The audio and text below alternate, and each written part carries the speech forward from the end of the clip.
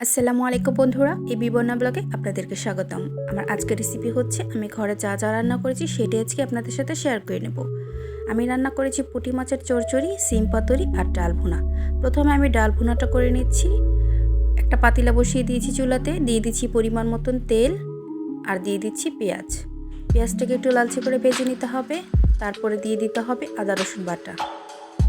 তারপর অল্প একটু পানি দিয়ে দেবো। দিয়ে দিচ্ছি পরিমাণ মতো লবণ, হলুদ আর হালকা একটু মরিচের গুঁড়া। এখন দিয়ে দিচ্ছি মুসারির ডাল, আমি ধুয়ে পরিষ্কার করে রেখেছি।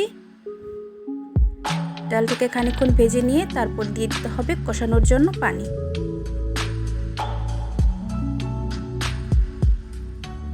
এই তো কষানোর জন্য পানি দিয়ে দিয়েছি। এই তো আমার কষানোটা প্রায় হয়ে গেছে। এখন দিয়ে দেব পরিমাণ মতন ডালের জন্য পানি। পানিটা দিয়ে দেব 2টা কাঁচামরিচ। ডালটা বলক এসে পড়েছে।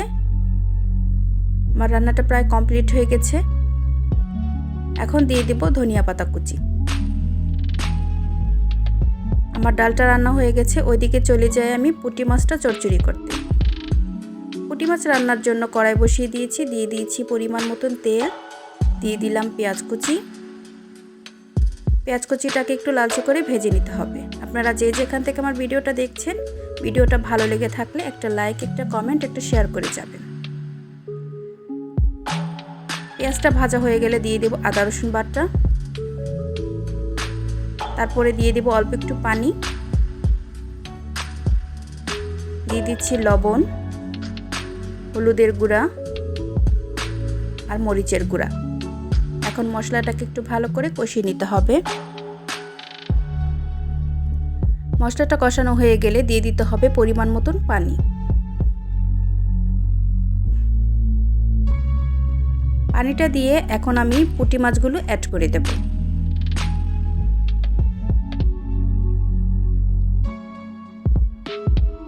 এই তো মাছটা দেওয়া হয়ে গেলে দিয়ে দেব কাঁচামরিচ, কেটে রেখেছি কাঁচামরিচ। এ পর্যায়ে কাঁচামরিচটা দিলে ফ্লেভারটা খুব সুন্দর আসে। তো রান্নাটা প্রায় বলক এসে পড়েছে আমার। এখন দিয়ে দেব ধনিয়া পাতা কুচি।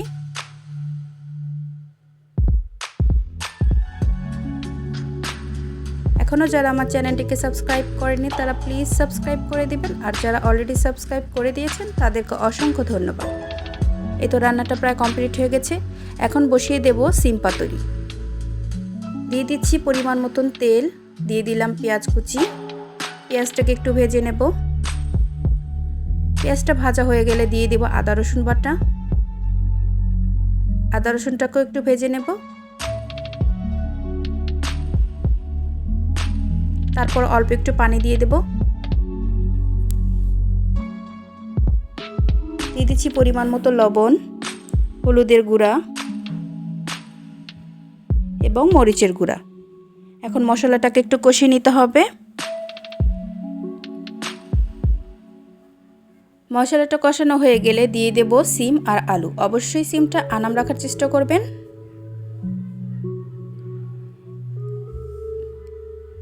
এখন খানিকক্ষণ সিম আর আলুটা ভেজে তারপর দিয়ে দেব কষানোর জন্য পানি।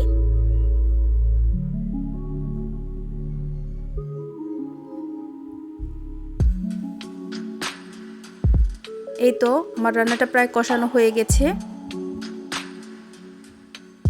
এখন দিয়ে দেব পরিমাণ মতন আরেকটু পানি। পানিটা দেওয়া হয়ে গেলে এখানে দিয়ে দেব আনাম কয়টা কাঁচামরিচ।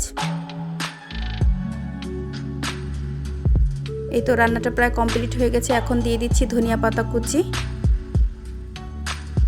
আমি এখন আপনাদেরকে সব রান্নাগুলো সার্ভ করে দেখাচ্ছি। এই তো দেখুন আমার রান্নাগুলো কতটা সুন্দর হয়েছিল। শীতের সময় এই সিম পাতুরিটা খেতে খুব ভালো লাগে। আপনারা চাইলে বাসায় একবার ট্রাই করে দেখতে পারেন। এই তো পুঁটি মাছটা আমার খুব দারুণ হয়েছিল। আপনারা চাইলে বাসায় ট্রাই করে দেখতে পারেন। আজকে এই পর্যন্তই। আল্লাহ হাফেজ।